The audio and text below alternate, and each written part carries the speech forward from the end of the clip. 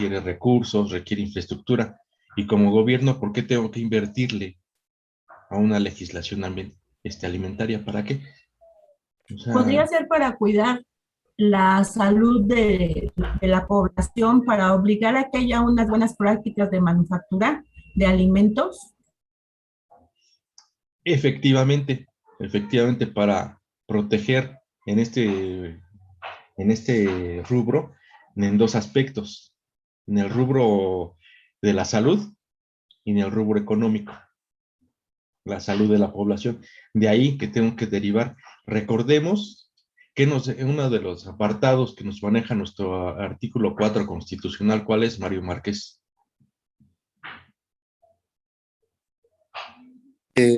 Pues Lo que es maneja el artículo 4 constitucional. el derecho a la salud. Exactamente. ¿Y eso quién nos lo tiene que otorgar? ¿Es una promesa política o es una obligación? Que esté quien esté en el poder, tiene el deber y la obligación de proporcionar un servicio de salud. ¿Es moda? ¿Se le ocurrió al PG? No, no. ¿Se le ocurrió a Peña? Pues no. Está plasmado en nuestra Carta Magna y es un derecho que tenemos y una obligación para el gobierno proporcionar, en este caso, servicios de salud. Y dentro de los servicios de salud, la legislación alimentaria forma parte de un eslabón muy importante. ¿Por qué? Porque a través de la alimentación vamos a poder beneficiar o perjudicar a los consumidores. ¿Estamos de acuerdo hasta ahí? O sea, es una obligación que tiene el gobierno. Ahora, si nosotros invertimos en legislar o normalizar los alimentos, de alguna manera estamos contribuyendo a que exista menos riesgo de que tengan que ser atendidos en una dependencia hospitalaria, en una dependencia de salud. ¿Sí me explico? Ya van viendo cómo se va relacionando esta legislación con los servicios médicos.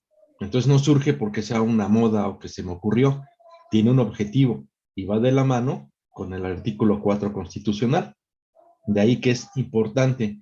Y dices, ok, lo mencionaba Arbizu, es interesante. ¿Por qué sería interesante verificar esto de las buenas prácticas de manufactura? ¿O qué entendemos con las buenas prácticas de manufactura, Yedra? Ya eres experto, ya llevaste conservación y microsanitaria. ¿Por qué eso de las buenas prácticas de manufactura? Pues porque ¿A eso qué nos se refiere? asegura. ¿A qué se refiere? ¿Qué son? Ya no les puedo decir qué entienden, no qué son, porque ya deben de tener la información. ¿Qué son las buenas prácticas de manufactura? Pues es todo el proceso que conlleva el crear un producto, ¿no? O bueno, sí, Un producto, en este caso, un alimento. bueno, sí, un alimento.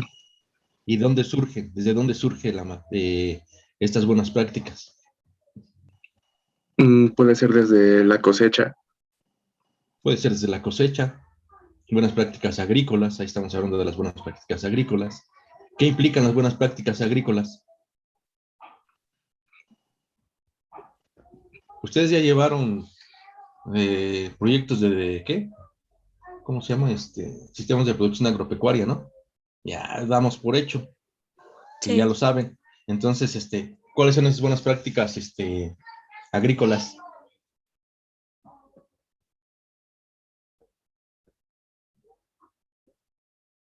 Jóvenes, me están dando material para reventármelos en el examen, ¿eh? Esta información ya la deben de saber. Son Las buenas unas, prácticas.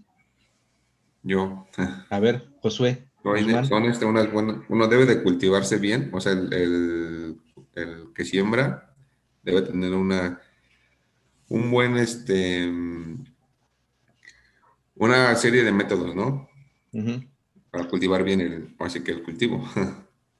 Ajá. ¿Cómo cuáles?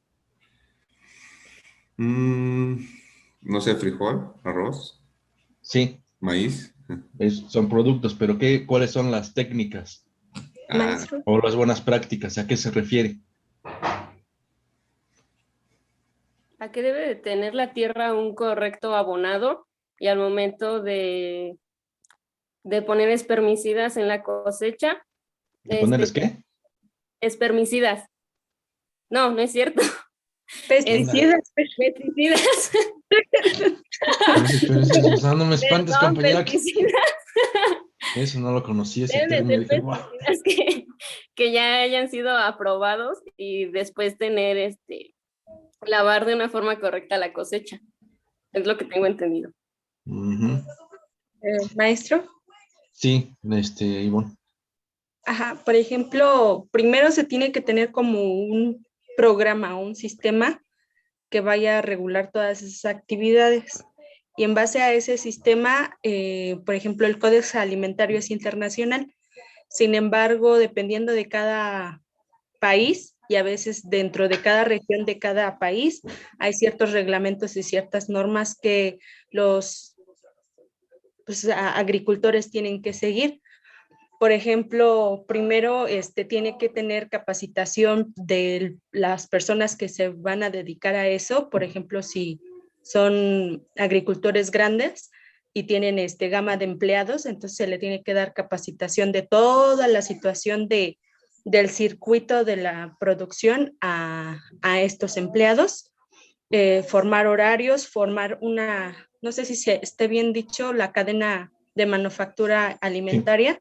Desde el producto inicial hasta el producto final, que en este caso es la cosecha. Entonces, como decía mi compañera Fer, pues sería el uso correcto de productos químicos y físicos, como son los pesticidas, lubricantes, algunos aceites, por ejemplo, dependiendo también el tipo como de cosecha que se está implementando o el sistema, porque puede ser hidroponía. Entonces también todo lo que es la cadena para poner los líquidos, si tienen agua dura, si el agua está templada, si el agua está fría, etcétera. También la identificación y el almacenamiento de los residuos dentro y fuera del sistema agrícola que se está implementando. Porque, por ejemplo, aquí en México hay muchas irregularidades y pese a que se sabe que se usan aguas negras para riego, no se tiene todo un circuito de calidad total a la hora de terminar una cosecha. Y nosotros como consumidores finales ya lo sabemos y mucha gente, sin embargo, aún así no desinfecta lo que compra. Entonces eso crea, a final de cuentas, un circuito muy peligroso para epidemias. Por ejemplo, antes se daba mucho la situación del cólera en el país. Sí, es una situación, es un riesgo a la salud muy grave, el hecho de el uso indiscriminado de pesticidas. Yo cambiaría el término, compañeros, yo no le llamaría pesticidas. En la actualidad, y ustedes lo tuvieron que checar en esta unidad, se están buscando o se está revirtiendo el uso de productos químicos de síntesis, sobre todo de los organofosforados, los clorados, por cuestiones más amigables con el ambiente, porque no nada más en la producción de los alimentos estamos contaminando el ecosistema, estamos buscando alternativas como son el uso de compostas o fertilizantes orgánicos o controladores biológicos de algunas plagas e insectos. ¿Por qué surgen estas plagas e insectos? Porque hay un desequilibrio. Y si nosotros utilizamos organofosforados, ¿qué va a suceder? Que de alguna manera vamos a tener elementos traza que se van a ir incorporando a nuestra cadena de alimentación. Entonces, se inclina mucho ahorita el uso de este tipo de técnicas, de las buenas prácticas, del uso cada vez menor de productos químicos. Ahora bien, ¿cuál es la problemática? Y algo que mencionó Ivonne, muy importante. En México, lamentablemente, el uso de pesticidas, como lo manejan ustedes, es de forma indiscriminada, es decir, existe una formulación. ¿Y qué podemos esperar si ustedes, licenciados, difícilmente checan el contenido nutricional de alguna de las etiquetas de los productos que consumen? ¿Ustedes creen que los productores que tienen un poco menos conocimientos leen el etiquetado y la dosis necesaria para utilizar este tipo de productos químicos? Obviamente que no. Entonces, ¿qué sucede? Que rebasamos las partes por millón permisibles en la producción de estos alimentos. Si las rebasamos, la secuela se va a ir incorporando a la cadena de alimentación y finalmente nos van a causar algún deterioro, sobre todo, como efectivamente lo comenta su compañera, si no tenemos la buena disposición o la práctica, que en la industria es obligación, en casa, supongo que lo llevan a cabo. ¿Quién lava efectivamente y desinfecta sus hortalizas antes de introducirlas a la nevera? Muy pocos, ¿sale? Entonces, las unidades de aprendizaje como que las llevaron por moda y ya no practican lo que se ve en cada una de ellas. ¿Qué sucede? Que entonces en la industria tenemos que normar y legislar cómo se producen los alimentos, cuál es su origen y toda la cadena que conlleva a la adición de algunos suplementos o algunos aditivos con el objetivo de mejorar la apariencia o aportar una cantidad mayor de nutrientes que se pierden durante el proceso de manufactura. ¿Por qué se pierden? Porque en ocasiones el escalde, las temperaturas, los procedimientos elevan temperaturas y hay muchas vitaminas y proteínas que son muy termolábiles, se pierden. Entonces tienen que incorporar al final del proceso para volver a enriquecer el alimento, ya sea de origen natural o procesado con algunos productos químicos. Es por eso que es importante la legislación, controlar. ¿Cuál es el objetivo, Fernanda Esparza, de los aditivos? ¿Cuál es el objetivo principal del uso de aditivos? Que es muy amplio. Que en el SIC están peleados con ellos, efectivamente, porque si no conoces, mejor no lo manejes. ¿Sale? Si no conozco los aditivos, no conozco de concentraciones, mejor a ese juego ni le entro, porque puedo ocasionar un problema en la salud. Pero el mundo de los aditivos, jóvenes, es una realidad que existe y existiera por mucho tiempo. Ya dependerá, vuelvo a repetir, de la cantidad de cada uno de ellos. Pero ¿por qué se utilizan, Fernando Esparza, los aditivos en los alimentos? Para conservar mejor los alimentos.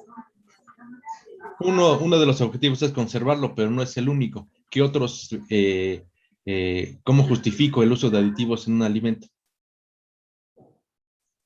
Uno es para conservarlo, como lo comenta su compañera. Otro, ¿cuál es? ¿Podría ser también mejorar sus propiedades? Mejorar sus propiedades, como puede ser la textura, puede ser la solubilidad, puede ser el sabor, el color, Apariencia. apariencia, ¿sí? Y le voy a resaltar cualidades. Por ejemplo, dependiendo al público destino de mi producto, es el color que le voy a aportar. Y vuelvo a un ejemplo muy burdo. Tenemos unos gel tipo, vamos a ir una gelatina para que me entiendan. Tenemos una gelatina muy rica y yo le adicioné vitaminas y algunas proteínas. Y tengo dos grupos a los que va dirigido mi producto. Adultos mayores y niños de 0 a 6 años. ¿Qué tengo que adicionar a uno o a otro? El objetivo es que se alimenten y mejoren su estado de nutrición. A un niño le voy a favorecer o le voy a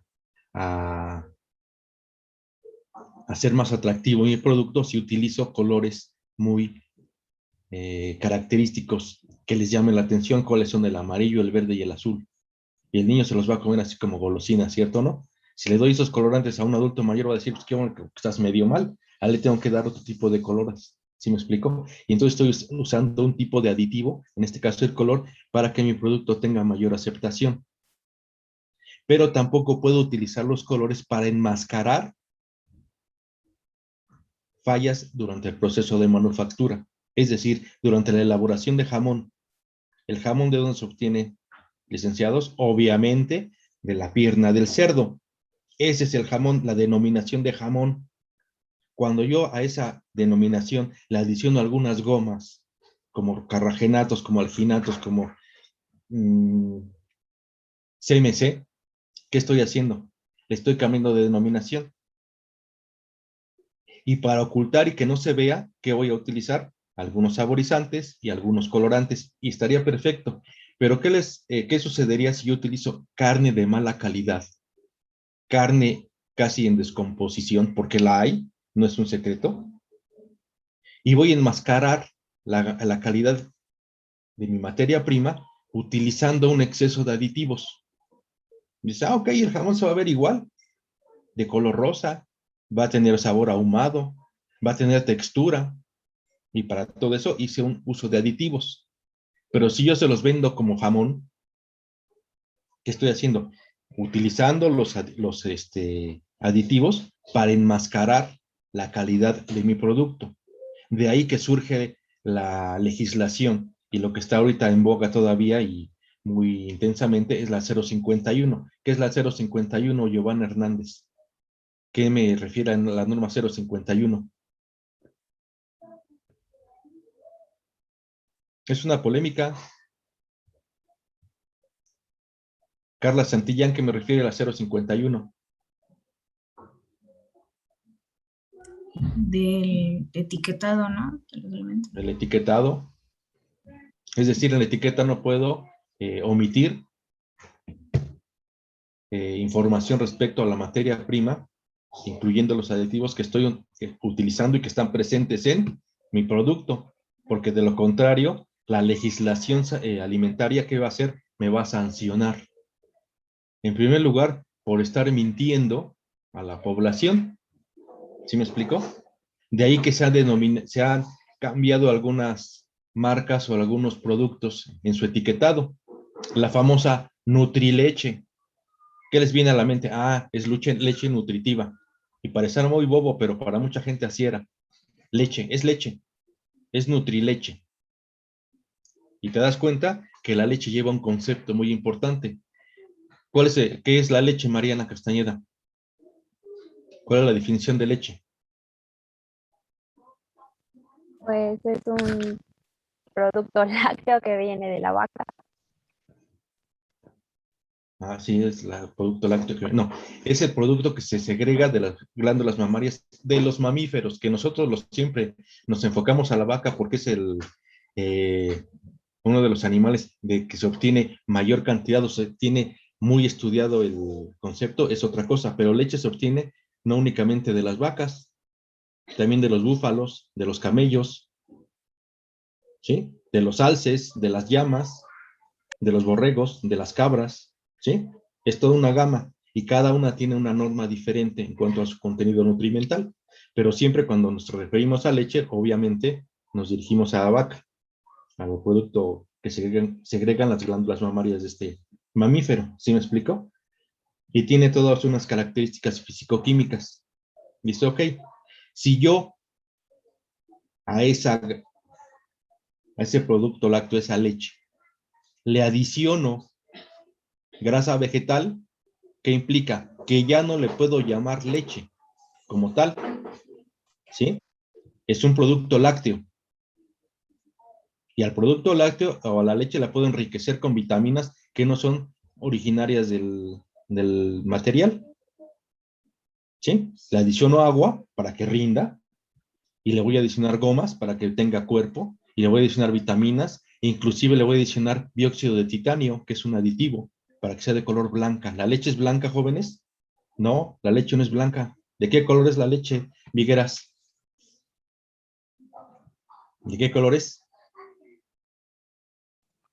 Como un poquito amarillenta. ¿Y a qué se debe que sea ligeramente amarillenta?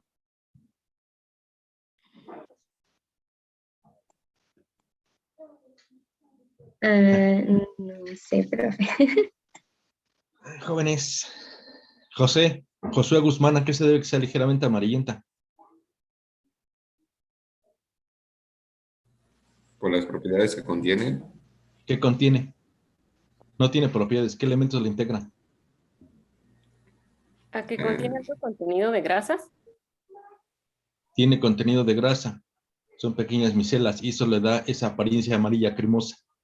¿Sale? Maestro, Sí. es que bueno, en eso de las micelas también hay una interacción con carotenoides.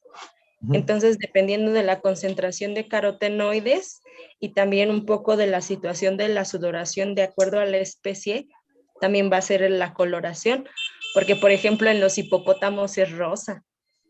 Sí, dependiendo también de la alimentación y efectivamente juegan un papel importante los carotenoides, las clorofilas de las que se alimentan a través de los vegetales. ¿Sí me explico? Igual que el de los pollos.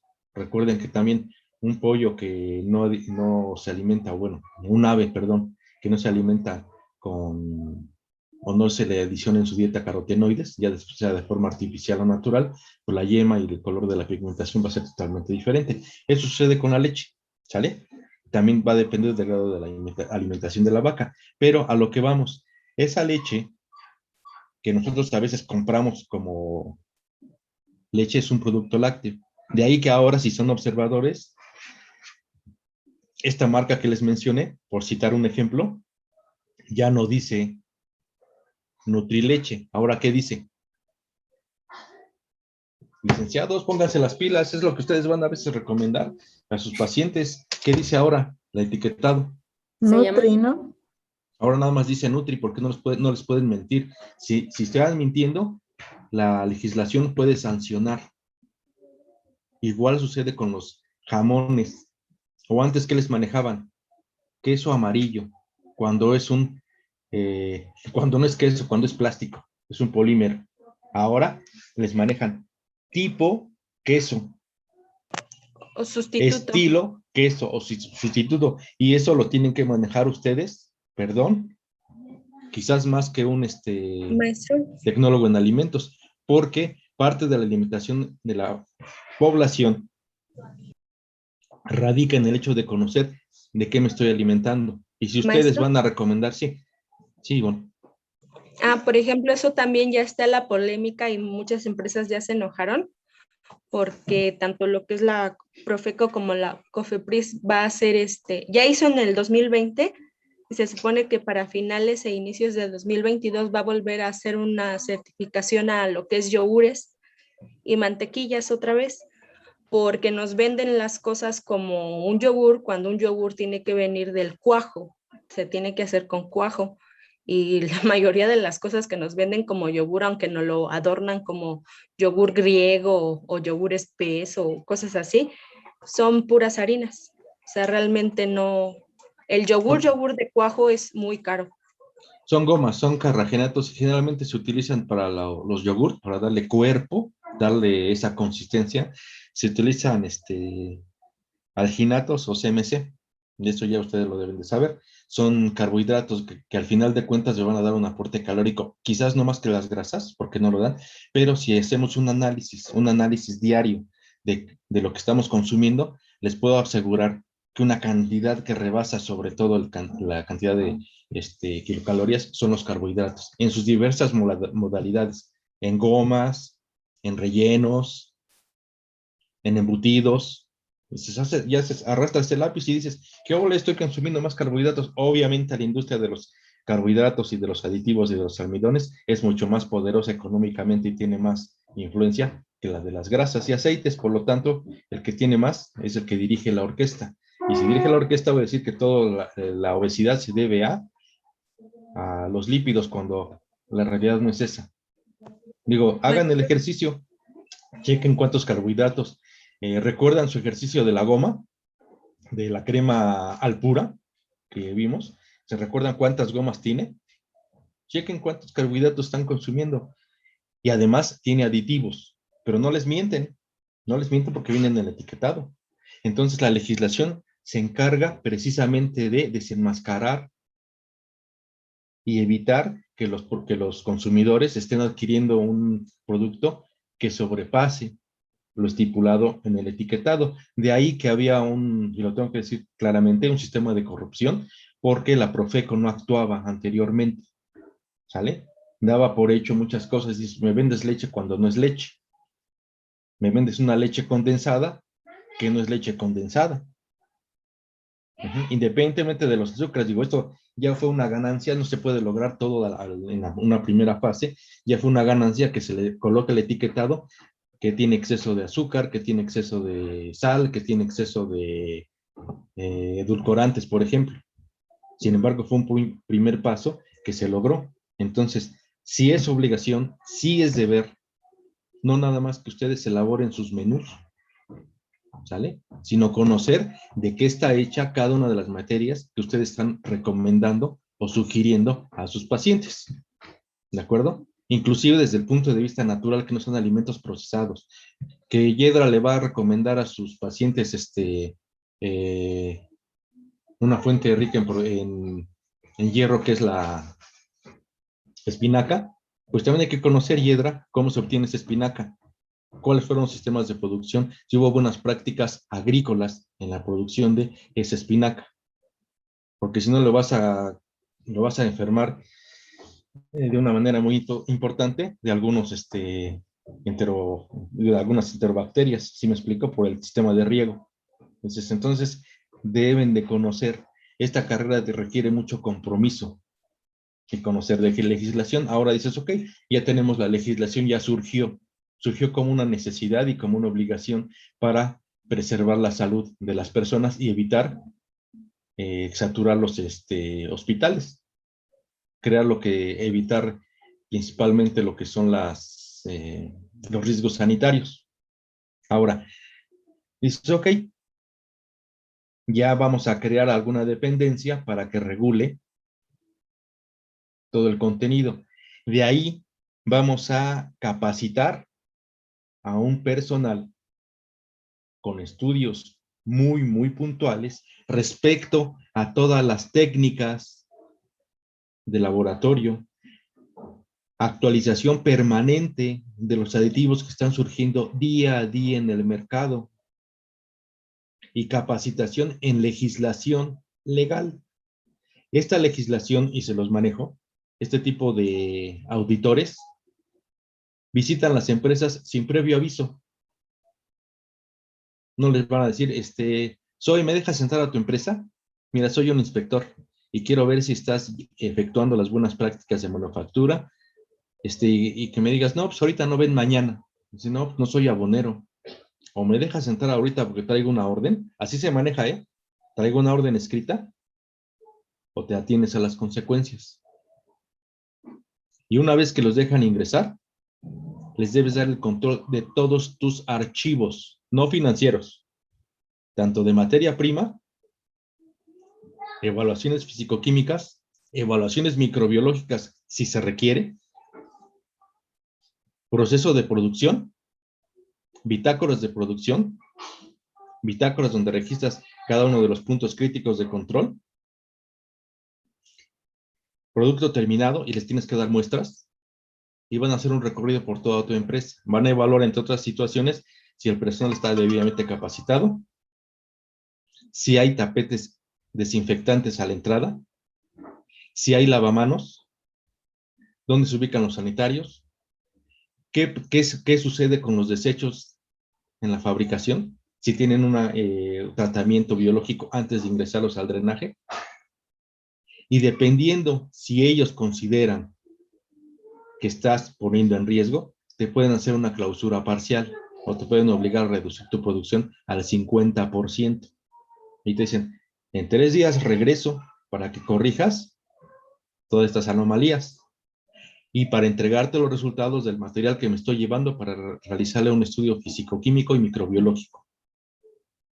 Obviamente, imagínense si ese personal no está debidamente capacitado. Y tienen la facultad legal de cerrarte tu empresa. Así de simple. Obviamente no se cocinan de la noche a la mañana. Tienen una formación o un perfil. ¿Sí me explico? Deben de conocer todos los procedimientos. Por ejemplo, que dijéramos, a ver, voy a determinar la cantidad de proteínas que tiene este alimento. ¿Qué método voy a utilizar, Giovanna? Porque voy a hacer un análisis de proteínas. ¿Qué elemento voy a utilizar, Giovanna Hernández?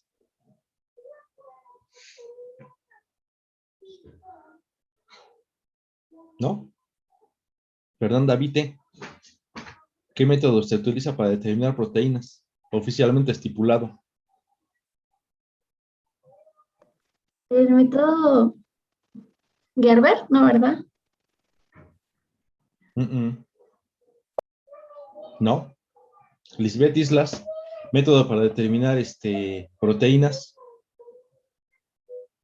nitrógeno total. No me acuerdo, profe. Ujú.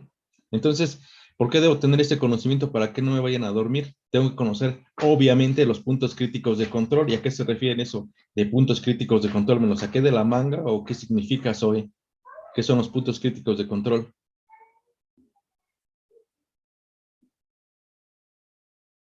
Eso es lo que tiene que conocer el inspector, forzosamente. Y de ahí que surge la legislación, por eso se lo estoy preguntando. Porque esta información ya la tendrían que saber.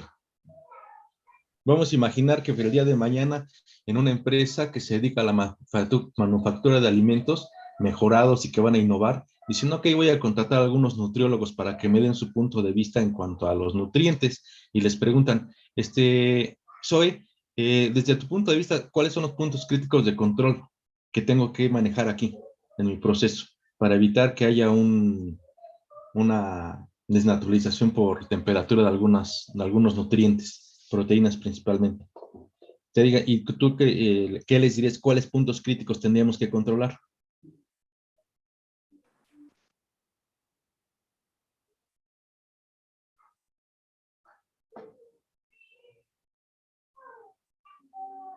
Ok, entonces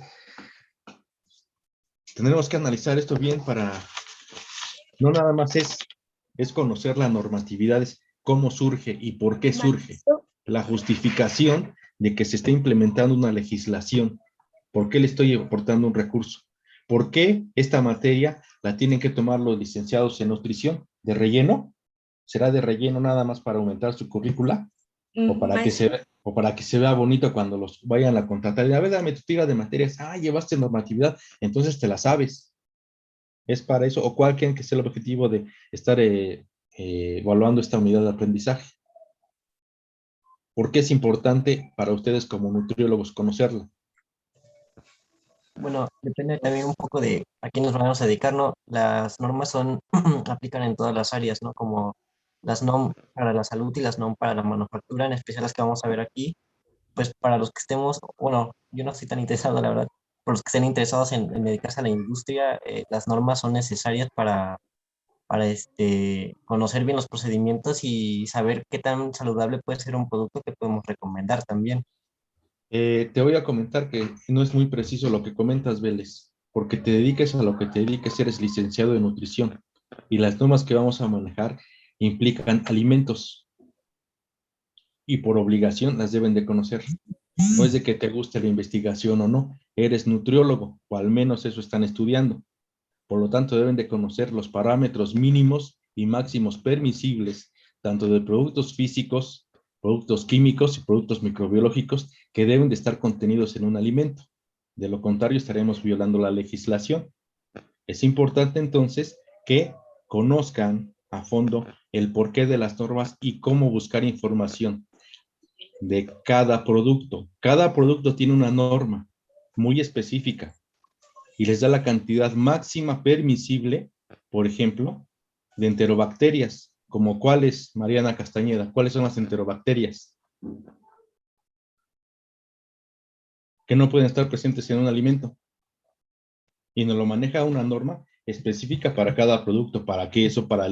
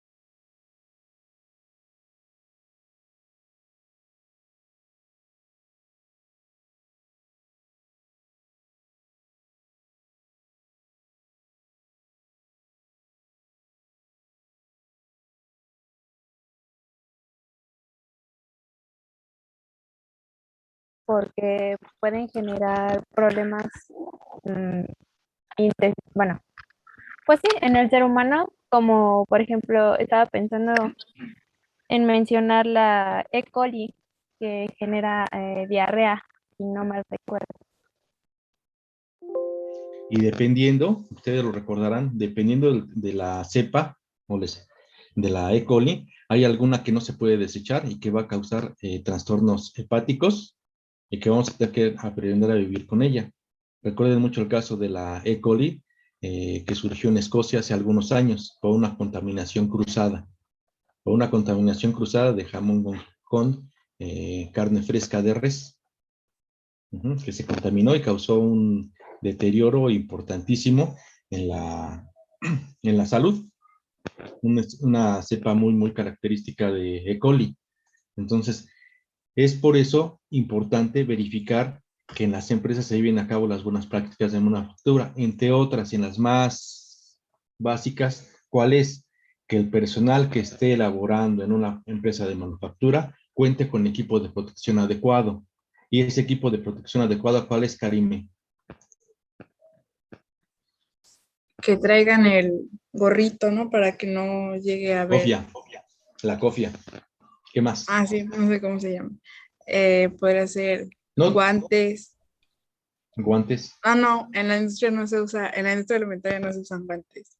Podría ser un vestimenta adecuada para entrar a la manipulación de los alimentos, no entrar como con la ropa de civil que traes o así. Zapatos propios para el trabajo. Ya no sé otras.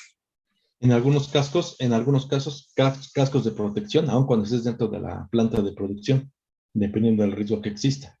Cubrebocas, gel, estaciones para que puedas lavarte y desinfectarte perfectamente, uniformes limpios, de acuerdo a la función que estás desempeñando, y generalmente en la industria de los alimentos, ¿de qué color es el uniforme, Samantha?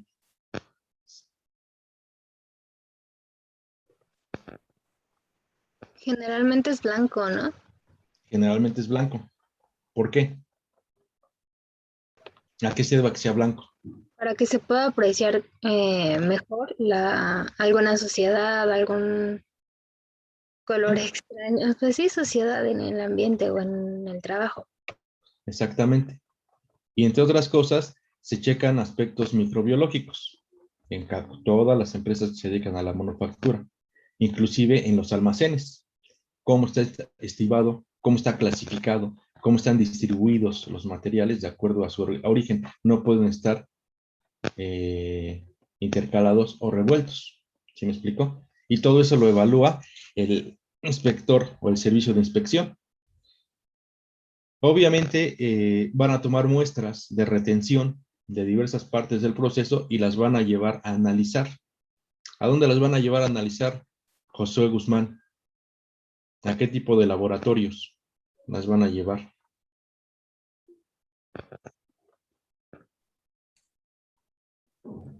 Sí, no, esa información ¿No? se la manejo.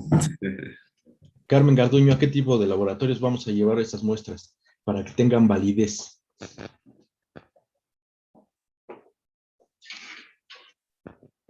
Oh, es un laboratorio con certificado, como ayer dijo.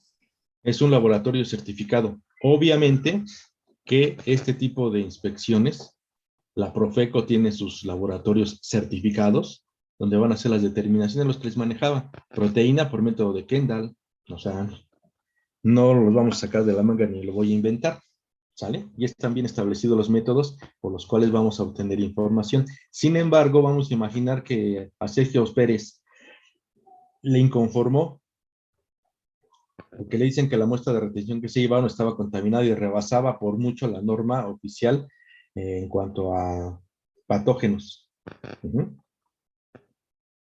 Dice, no, yo voy a mandar a hacer mi análisis a un laboratorio.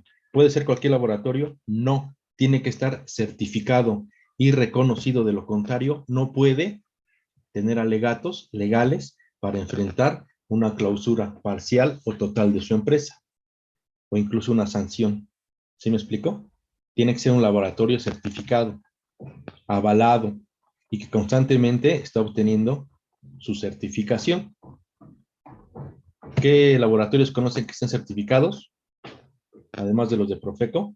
¿Hay algunos? Sí. ¿Y te cobran por cada muestra y análisis? Sí.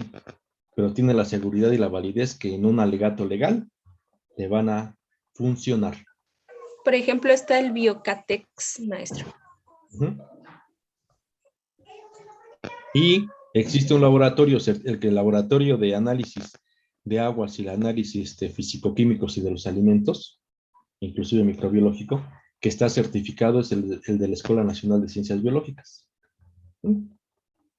Sabemos de lo que se está hablando, ¿sale? Entonces son estudios que van a tener validez oficial. Y obviamente este tipo de inspectores van a empezar a surgir y se van a capacitar. Ahora ya entendimos cómo surge o cuál es la necesidad o cómo se justifica la legislación alimentaria, ¿no? Es el objetivo, verificar el cumplimiento cabal del etiquetado y sobre todo que los aditivos que se estén utilizando no sean con la finalidad de enmascarar fallas en el proceso o mala calidad de la materia prima. Y una vez que ya lo corroboramos, que ya lo evaluamos, tenemos personal capacitado para hacer ese tipo de inspecciones, vamos a proceder a la elaboración de las famosísimas normas. ¿Qué implica una norma oficial, Beatriz? Para que no te duermas.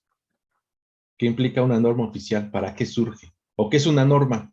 Ya no me digas si es oficial o no. ¿Qué es una norma? ¿O para qué sirve?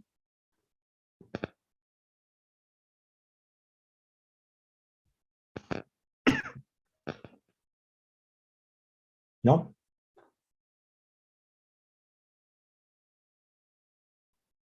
¿Para qué sirven las normas, Aleli?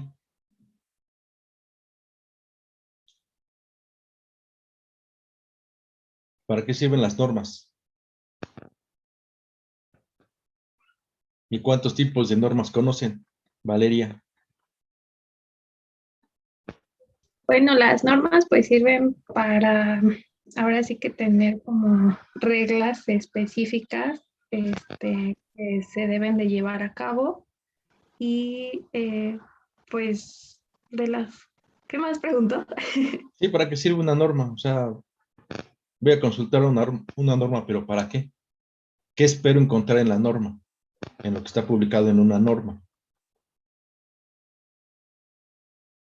O sea, ¿por qué se interesa verlo? Dices, bueno, es una norma. Y siempre nos dicen, de acuerdo a la norma, de acuerdo a la norma. ¿Y qué diablos es una norma? ¿Para qué me sirve? Ajá. Profe, A ver, Renata.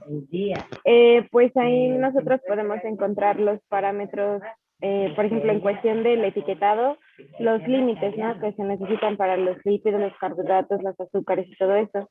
En cuestión a lo mejor de otro, no sé, de otro uso o de otro tipo, por decirlo, de materia, igual, ¿no? Porque hay para todo, hay para la alimentación, para los hospitales también, las normas oficiales, que la sanidad que deben de tener.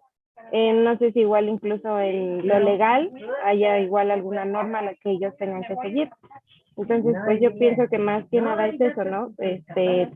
Saber los parámetros, los rangos, los límites que tenemos para ya sea ocupar algo o no sé, algo así.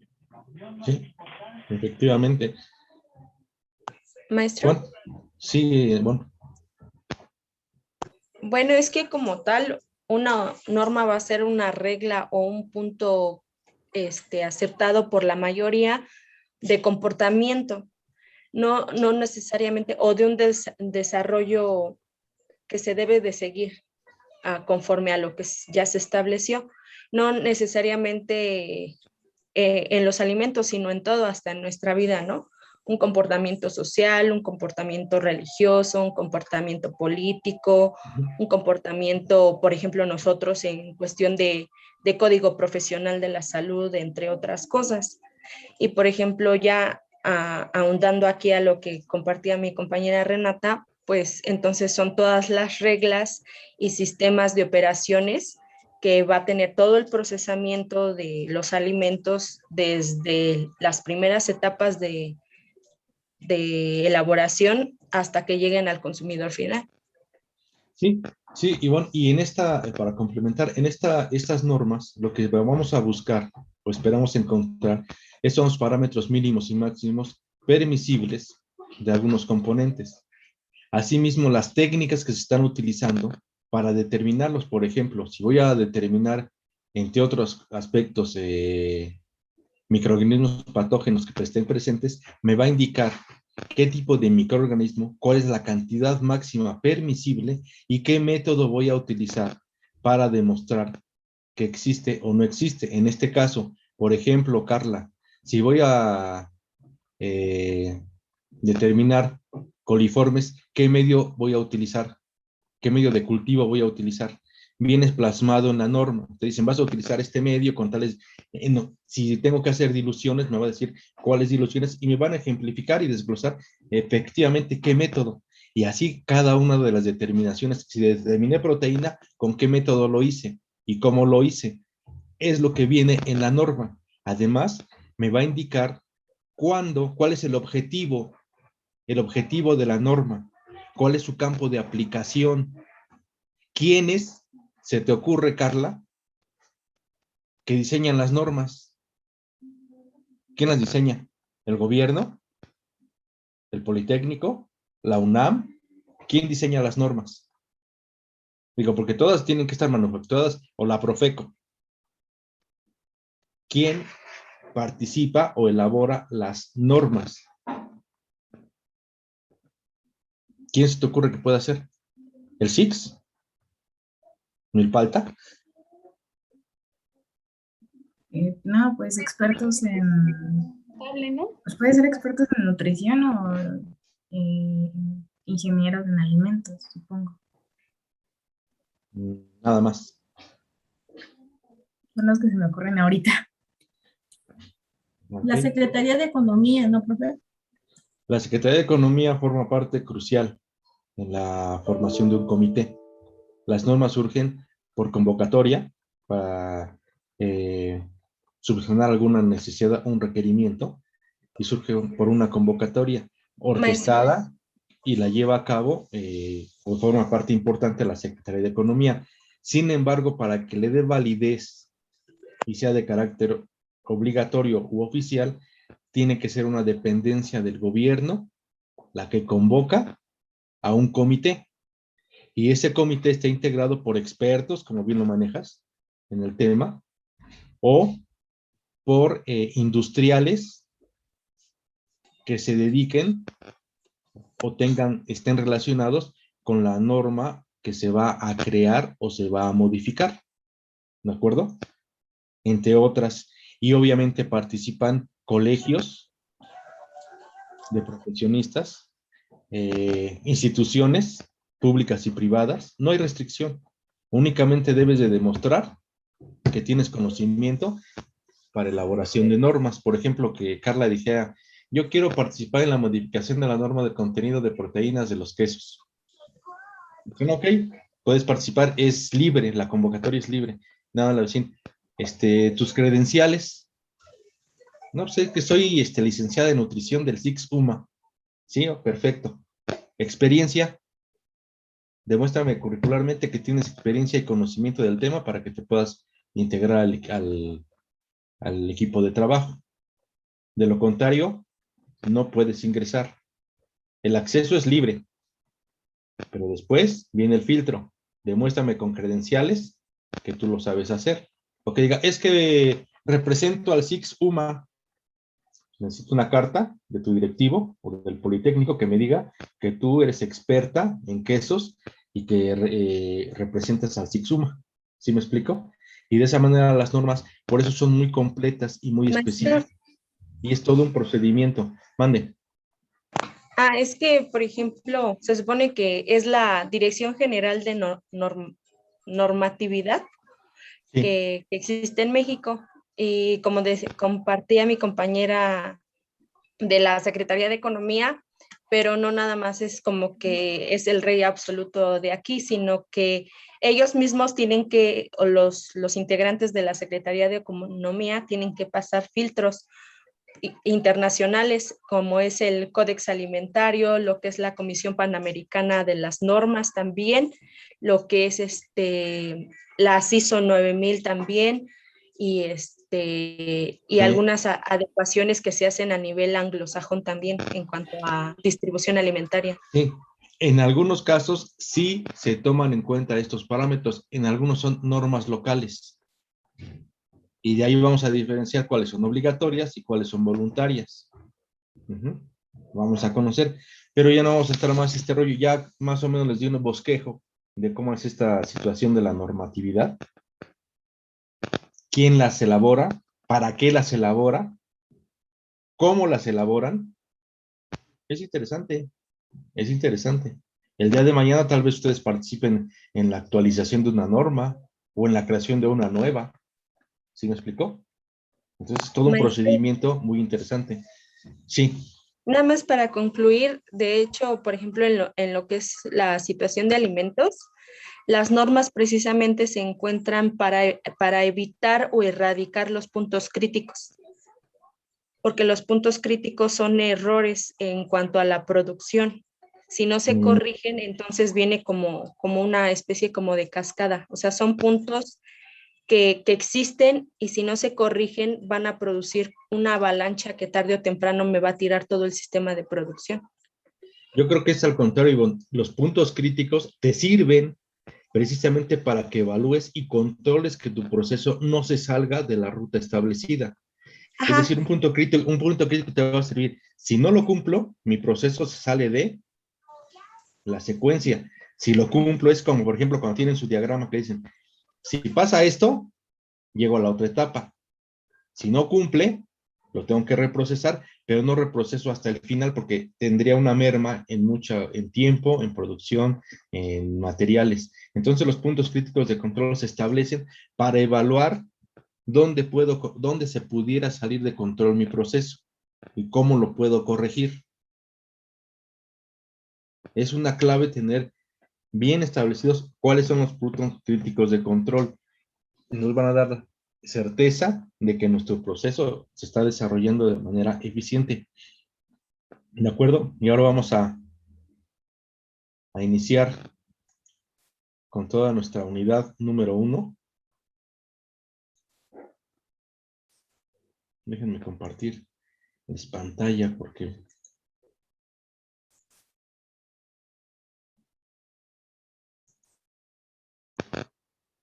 A ver,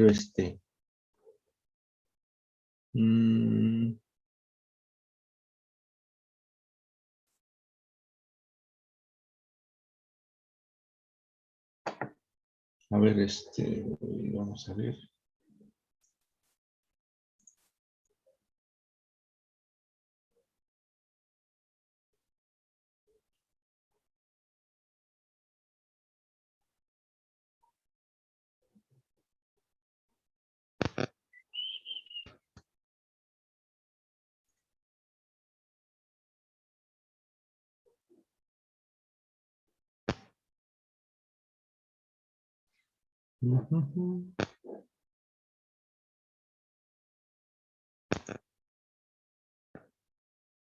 Ok. Tenemos las normas que nos rigen. ¿De acuerdo? Si nos ayudas, Mariana Castañeda. Sí. Legislación alimentaria. Comisión Nacional de Alimentos. La CONAL es un organismo técnico que se encarga de las tareas de asesoramiento, apoyo y seguimiento del Sistema Nacional de Control de Alimentos, establecido por el Decreto 815 de 1999.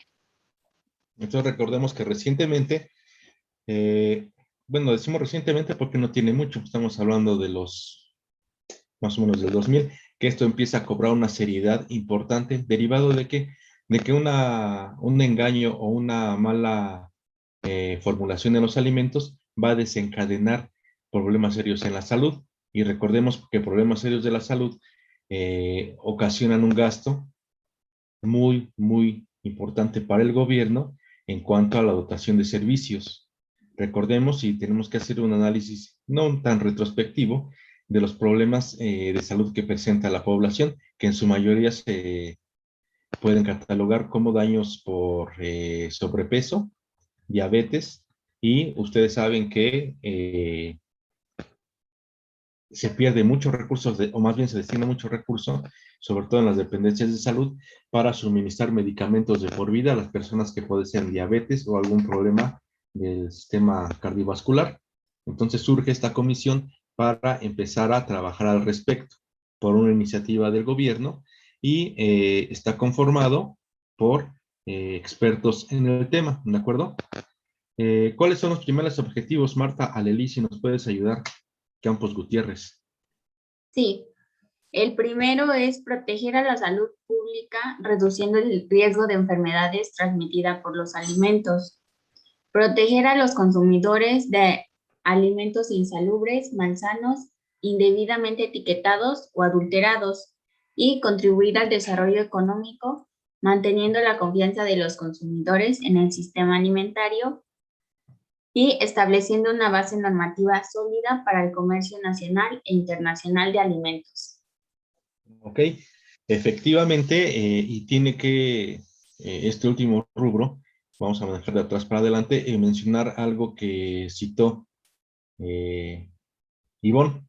Efectivamente, si nosotros vamos a manufacturar alimentos y queremos importarlos, tendremos que sujetarnos también a los lineamientos y normatividades del país destino de nuestro producto. Es decir, la cantidad permisible de algunos aditivos, la cantidad permisible en cuanto a cantidad microbiológica e inclusive, y tiene que mucho que ver también, la presentación de nuestro producto o las dosis, ¿sí? Cómo se está comercializando el volumen, si es de 20 gramos, si es de 1 litro, nos tendremos que ajustar a las normas del país destino. Maestro. Y algunas normas internacionales. De igual forma, obviamente vamos a evitar las famosísimas ETAs, que se pueden transmitir muy fácilmente usando como vehículo los alimentos, sobre todo los que son mal procesados. Sí, Ivonne, ¿me hablaste o quién? Ajá. Por ejemplo, precisamente por este tipo de cosas pasó lo que pasó el año pasado con el aguacate en Estados Unidos. Sí. Que no lo quisieron y la gente empezó hasta a hacer memes y cosas cuando desconocen la realidad de la situación, ¿no? No cumplió con las regulaciones establecidas por la FDA y por eso se rebotó el producto. Exactamente, y los medios de comunicación desinforman, manipulan y controlan a las masas, ¿no? Porque incluso los que no son productores, que en su vida saben que el aguacate se produce en un árbol, porque hay gente que no sabe que se da en el árbol, créanme, se sienten ofendidos y malintencionan y se expresan muy mal del gobierno estadounidense, mala onda, no nos quieren hacer daño, son asuntos políticos. Dices, no, no es nada de eso. Es únicamente que para que puedas ingresar a su mercado, debes de cumplir con la legislación local de su país. Y su legislación implica que durante la producción, de ahí las buenas prácticas agrícolas, compañeritos, de ahí las buenas prácticas agrícolas, ok, obtuviste el aguacate, ¿cómo lo obtuviste? ¿Dónde lo obtuviste? ¿Qué utilizaste? No, pues utilicé nada más puros fertilizantes orgánicos, compostas, insecticidas inocuos. Dices, ok, a ver, dame tu listado de qué es lo que estás utilizando durante su producción. Y al final, no te voy a creer o voy a corroborar lo que tú me dices, así de en muy buena disponibilidad y con el respeto correspondiente, pues voy a someter a un análisis de laboratorio el producto para corroborar lo que tú me estás comentando. En ese momento ellos se percatan de que se han utilizado pesticidas, agroquímicos organofosforados, que están prohibidos en los Estados Unidos, como el DDT, por ejemplo. Y aquí el DDT, ustedes van a a la ferretería y se los venden, ¿cierto o no? Y está prohibido en los Estados Unidos y así muchos productos. Entonces van a sacar su listado. ¿Sabes qué me arrojó que tiene tantos pesticidas y agroquímicos? No entra. ¿Por qué no entra? Porque no voy a poner en riesgo a mi población, no voy a tener problemas por afectar su sistema inmunológico y nada más no entra. Me sale más caro. Ustedes saben que en los servicios médicos en los Estados Unidos, perdón, el servicio médico es carísimo y no toda la población tiene acceso como aquí. Entonces, el gobierno de los Estados Unidos dice, no entra, el aguacate mexicano no entra, precisamente porque están indebidamente etiquetados. Todos estos productos jóvenes llevan una ficha técnica, aun cuando sean productos de origen vegetal, llevan una ficha técnica.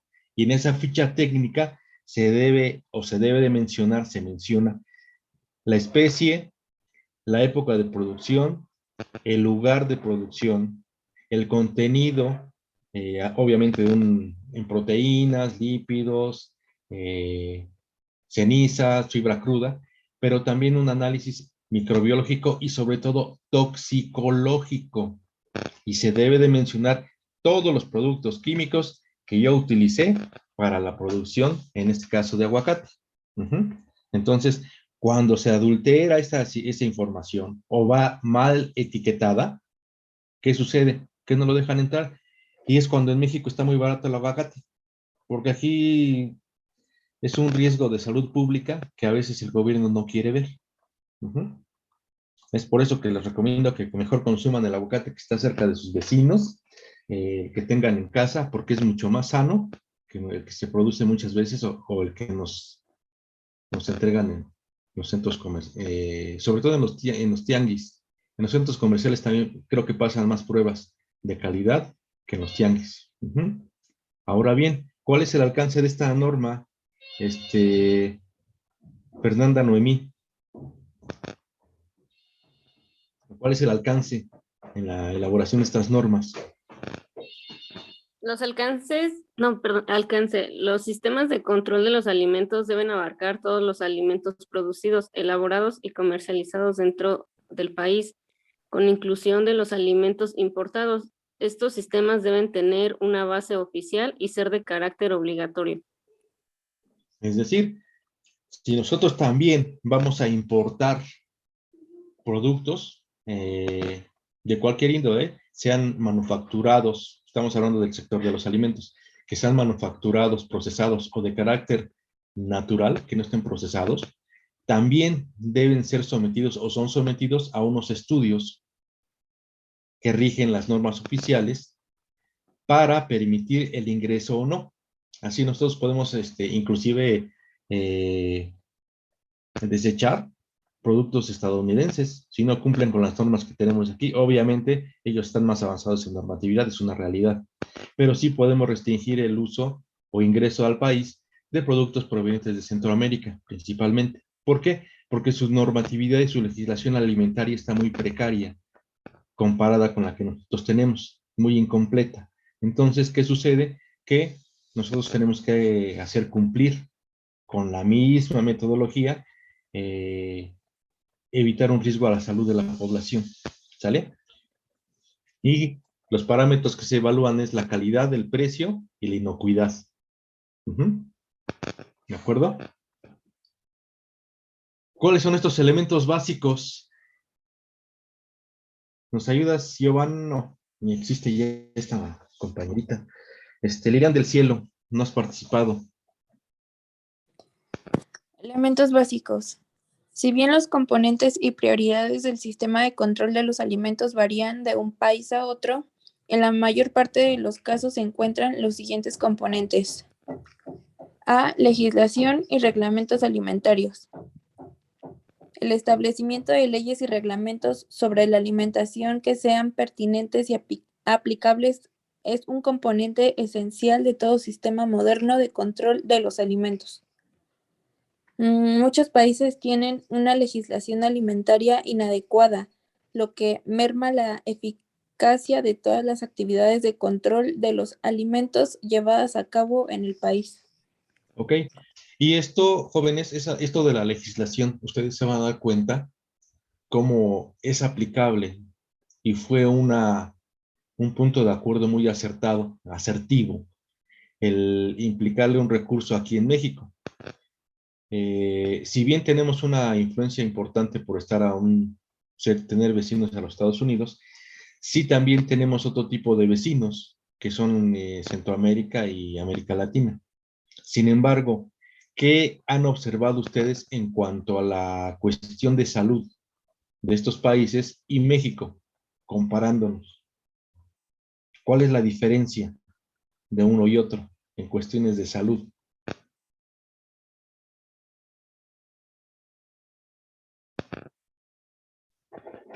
Ya se acabó la presentación, licenciados, todavía están ahí, porque no escucho a nadie. Pues es que es muy diferente, maestro, porque, por ejemplo, lo que es Guatemala y Belice tienen mucha precariedad en cuanto a la implementación de lo que es salubridad en muchas de sus comunidades. Pero si nos vamos un poquito hacia abajo, hay como una mezcla, porque, por ejemplo, todavía lo que es Colombia o lo que es Panamá o lo que es Argentina, todavía se puede rescatar un poco esta situación de salud, más sin embargo todo lo que es Centroamérica hacia abajo ahorita está en una crisis económica por varias irregularidades de sus gobiernos. Entonces todo está subiendo de precio descomunalmente y el caso más crítico que tenemos o del cual nos refieren más ahorita es de Venezuela. Mas, sin embargo, yo tengo conocidos en lo que es Colombia y lo que es Argentina y también están mal. Que no lo manifiesten o no les permita el gobierno externar la situación que están viviendo es muy diferente, pero también están en una crisis muy fea en cuanto a todo. Sí, a lo que voy, al no existir una legislación de los alimentos o que el gobierno no le invierte, independientemente de las cuestiones obviamente políticas y económicas, ¿qué sucede? Quien lo paga es la población, porque al no existir una legislación y leyes que regulen la calidad de los alimentos, es un perjuicio directamente a los consumidores, ¿sí me explico? Y de ahí los trastornos alimentarios, que inclusive han provocado algún tipo de pandemias locales, ¿sí? Porque no hay un control en el sistema de alimentación. Y muchos de estos vecinos países tienen a profesionistas capacitándose aquí en México en cuanto a legislación para poder implementar en medida de sus posibilidades en su territorio. ¿Por qué en medida de sus posibilidades? Porque requiere un recurso económico considerable y una infraestructura y capacitación, pero sobre todo, requiere el convencimiento o la disponibilidad de aplicar esta legislación por parte de los gobiernos locales. Si no existe esta disponibilidad por muchas causas, entonces es una inversión tirada a la basura, ¿sí me explico? Porque tú invertiste en preparar, en capacitar profesionistas, en elaborar o crear una infraestructura, pero si vas a recibir algunas remuneraciones por parte de los fabricantes, por parte de los productores de alimentos, con tal de que sigan realizando malas prácticas de manufactura, pues entonces el gobierno no tiene mucho que ver en el asunto. Afortunadamente aquí, y lo estamos viviendo, se los vuelvo a comentar, ¿qué cambio? Esto de la Profeco tiene muchos años y tiene especialistas en muchas ramas de los alimentos y de algunas otras profesiones.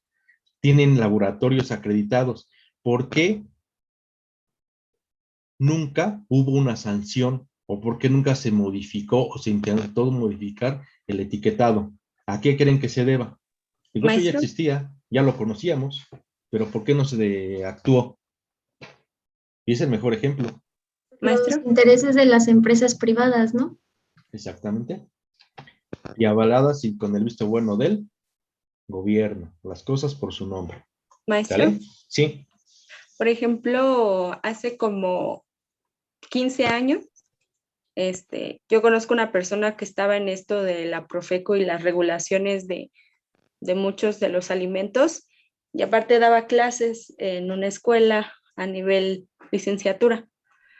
Y se tuvo que ir porque como él hizo su reporte de manera honesta, muchas empresas de alimentos pues ya sabíamos que no cumplían las regulaciones, pero él sí lo hizo manifiesto en un documento legal.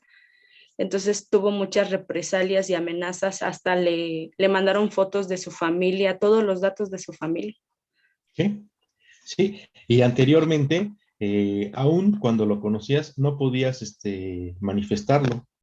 ¿Sí me explico? Dices, no, ahorita las cosas en algunos rubros han cambiado, no mucho, pero han estado cambiando. Entonces, de ahí que a pesar de que hubo molestia y hubo amenazas, porque sí hubo amenazas contra los gobiernos, en el gobierno aquí de México, precisamente por la implementación o la imposición de este etiquetado frontal en los productos, y que se está regulando constantemente y va a venir otro brote importante para volver a regular el etiquetado de los alimentos, se llevó a cabo, se está llevando a cabo, y efectivamente hay en ocasiones invitaciones para que no divulgues. Es como, por ejemplo, Profeco también tenía actos de corruptelas. ¿Cómo es posible que si hay un inspector que les estoy comentando que llegan y no te avisan, y que llegan, por ejemplo, con sus jarras de 20 litros para que en las estaciones de distribución de gasolina vendan litros de a litro? ¿Cómo es posible que antes de que llegaran ya habían ya habían modificado las máquinas para que diera litros de a litro? Se van y las vuelven a cambiar porque había soplones o había gente que los comunicaba, y aunque lo reportaran, tenían el visto bueno del gobierno y no existía. Digo, todavía no se regula totalmente, pero esperemos que en breve lo realicemos, ¿sale? Entonces, son parte de las políticas que tenemos que estar cambiando constantemente. Ya va a finalizar, vamos a ingresar nuevamente, ¿sale? Aunque ya te estás durmiendo, Beatriz Martínez, igual que Josué, y están así como que está muy aburrido. No, está interesante. Para mí es interesante. Yo le estoy compartiendo la situación y les hablo porque lo he hecho, ¿sale? Yo he participado en la confección de normas, sé de lo que les estoy hablando. Si no en alimentos, sí en las normas de otro carácter, pero mi alma mater ha participado como ir a la tienda por un chocolate en este tipo de normas, en muchos aspectos. Entonces, ahorita que finalice,